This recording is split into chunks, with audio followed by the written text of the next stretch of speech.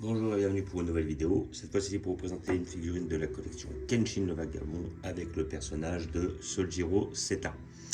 Alors Sojiro Seta, pour ceux qui connaissent le manga, vient effectivement du manga Kenshin le Vagabond et c'est le bras droit de Shishio. Alors Shishio, pour ceux qui voient peut-être, c'est le monsieur avec les bandages juste derrière, juste ici. Voilà, donc en fait ça fait partie de l'arc 2 de Kenshin le Vagabond à peu près, parce que sur le premier arc de souvenir, c'est là où il fait la rencontre de Sanosuke. Après, il affronte Jine Udo, un assassin. Après, il affronte Aoshi, effectivement. Et par la suite, je crois qu'il affronte aussi un sabreur, tout ça, qui envoie des sortes de coups volants, voilà, je ne sais plus comment il s'appelait. Et par la suite, à partir du manga 7, on arrive sur le deuxième arc, où il fait la rencontre avec son ancien collègue Saito, qui faisait partie des Shizengumi. Et ils s'en vont pour arrêter la folie meurtrière, ou plutôt le besoin de conquête de Makoto Shishio. Et c'est à ce moment-là que, sur la fin à peu près de cet arc-là, il fait la rencontre de Sojiro Seta, qui effectivement est extrêmement puissant. Donc figurine de la collection Master Lies Ishibansho.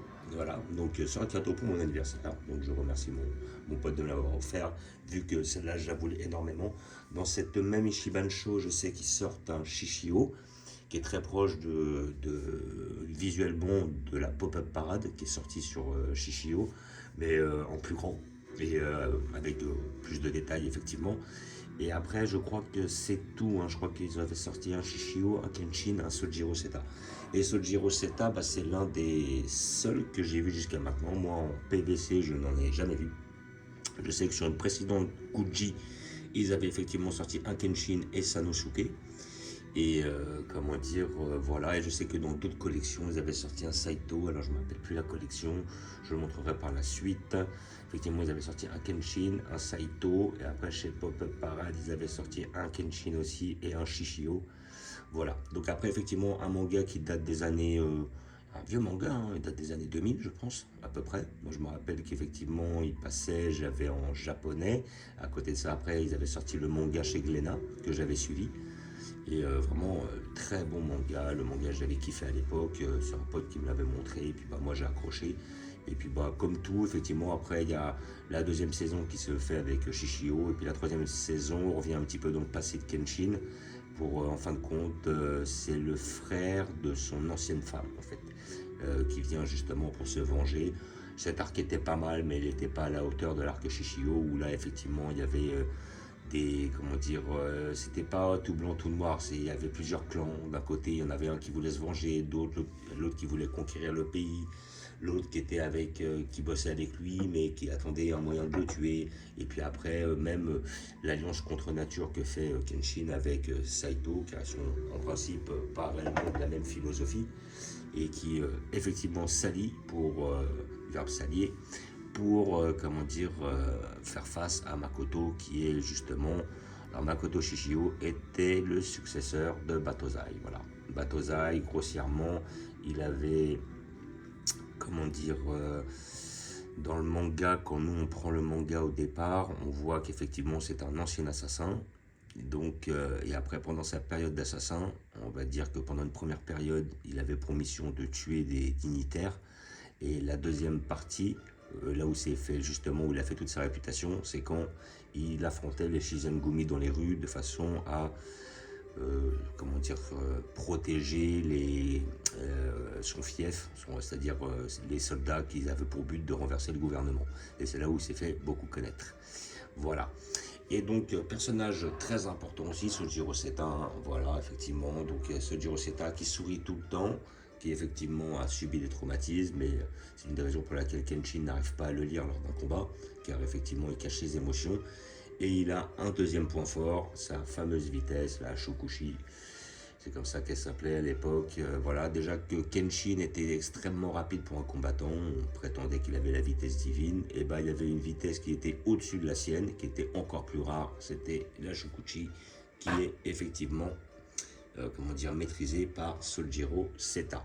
C'est une des raisons pour laquelle le fait d'être encore plus rapide d'être très aguerri au sable et en plus par la suite qu'on puisse pas lire ses émotions, c'était un combat très très dur pour Kenshin, mais bon, il a réussi à s'en sortir, évidemment.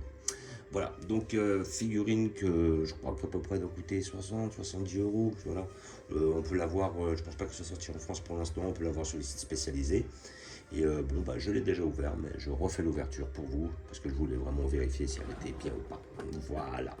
Donc nous allons l'ouvrir ensemble, hein, et nous allons voir ce que ça donne ensemble. Voilà. Donc un package de chez Ichiban Sho, comme d'habitude, hein, à peu près le même style. Après, donc, normalement vous avez le scotch. Voilà. Alors là nous avons après notre personnage qui veut bien sortir. Voilà.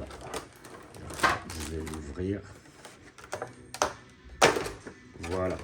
Donc après nous avons notre socle, un peu plus basique, la petite tige pour tenir le personnage et son épée qu'on lui mettra dans le dos ici présent. Donc je vais laisser le casting, je vais voir si je peux retirer là l'épée du fourreau, enfin du fourreau, du plastique. Voilà, nous avons l'épée qui est quand même très bien réalisée, très belle, franchement très belle pièce. Comme je disais, c'est aussi une question de rareté, quoi. Ce Giroseta, on n'en a pas.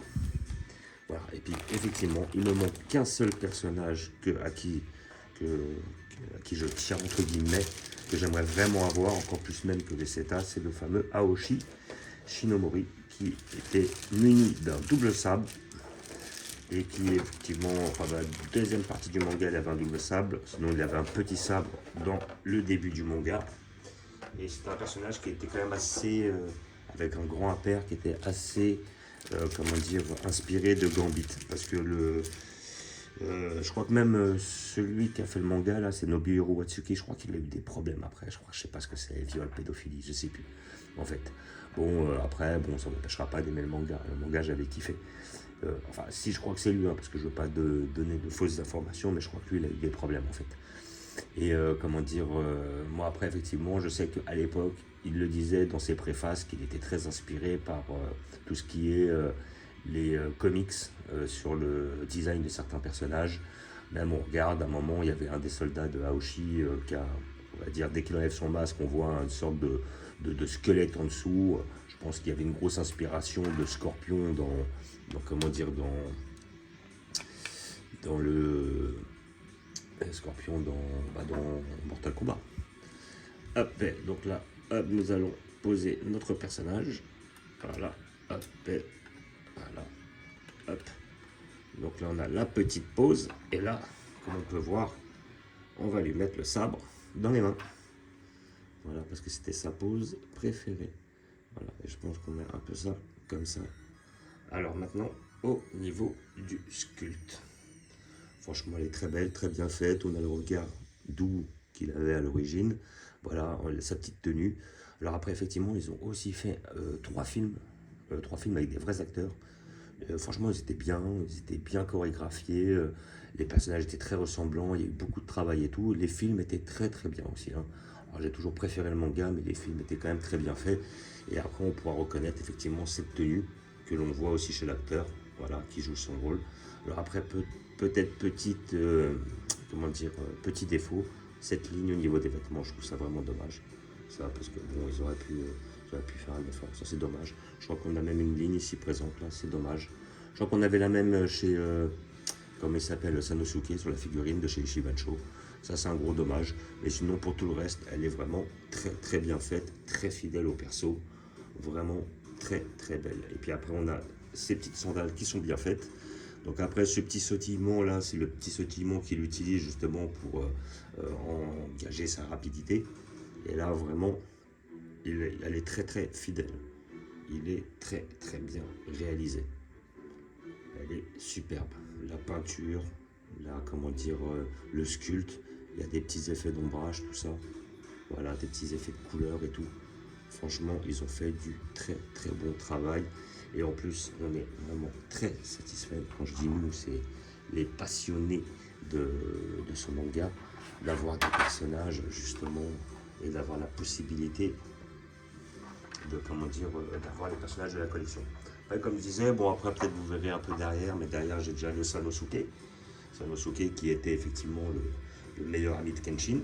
Après il y a Saito, j'ai 2 Shishio et j'ai 4 Kenshin.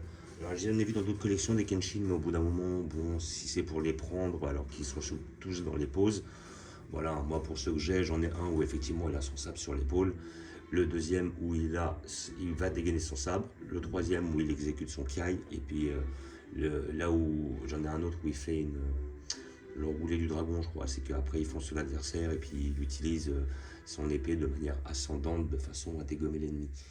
Et comment dire, après, j'espère un jour qu'ils nous feront un Aoshi. Même s'ils le font en, comment dire, en articulé, je serais capable de le prendre parce que c'est le seul personnage qui me manque. Voilà, donc je vous le montre de plus près. Voilà, et puis après on a une figurine à peu près, ouais, 22-23 cm. Donc ça va, elle n'est pas trop grande.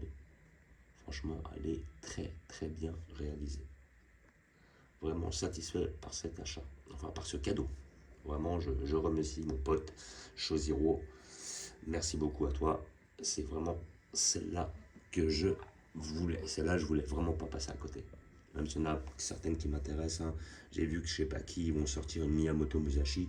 Celle-là m'intéresse. J'ai vu qu'ils allaient sortir chez Ken le Survivant. Ils vont sortir un Raoul, un Ken et un, comment dire, et un Ray. Donc les trois m'intéressent aussi. Donc on verra si j'ai la chance de les trouver. Voilà. Et donc, figurine de Kenshin le Vagabond avec le personnage de Sojiro Seta, collection Ichiban-sho Masterlize.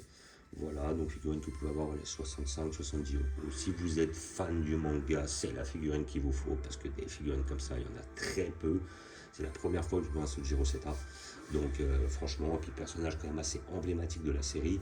En plus, il ressemblait aussi, il avait visiblement été tiré du collègue de Hajime Saito,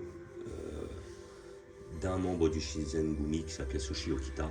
Voilà, Soshi Okita était très ressemblant à Sojiro. Je pense qu'il s'est inspiré des mêmes persos pour faire ce perso-là, grossièrement.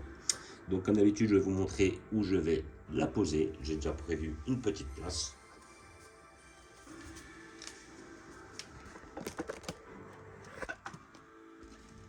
Et je pense qu'elle va rentrer juste derrière. Est-ce qu'il va falloir que je force un peu? Normalement, ça rentre. Voilà, mais c'est magnifique. Elle rentre sans forcer. Voilà. Donc comme ça, nous avons effectivement notre Sanosuke tout à gauche, notre Saito au milieu.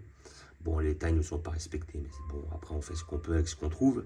Le Sojiro Seta, là nous avons notre Kenshin en train d'effectuer son Kai, notre Kenshin qui va dégainer, notre Kenshin tout simple, notre Makoto Shishio, voilà, deux collections, Pop-Up Parade et puis l'autre, je me rappelle plus trop. Et après, notre Kenshin qui nous fait la technique du dragon qui s'enroule. Voilà. Donc je vous fais un petit visu sur la collection. Là, à côté, nous avons notre petit arc Ranma ennemi. Un petit arc, vraiment petit, hein, de chez, comment dire, Star Wars. Dès que je fasse les poussières d'ailleurs. Après, notre petit arc Street Fighter. Notre arc Dragon Quest. Et là, nous avons notre tronc commun. Nous avons du Ken le Survivant, du Bastard, du Vagabond, Olive et Tom, Cobra, Nicky Larson, les maîtres de l'univers. Nous montons sur du Goldorak, ainsi que notre arc Chevalier du Zodiac. Voilà. Et puis j'ai vu qu'ils vont sortir un Seiya normalement chez la collection, comment dire, Figure 0. Je pense que je la prendrai. Il y a des grandes chances. Voilà. Donc, comme d'habitude, je vous remercie d'avoir regardé. Je vous dis à bientôt. N'hésitez pas à vous abonner ou à mettre des pouces. Et je vous dis ciao.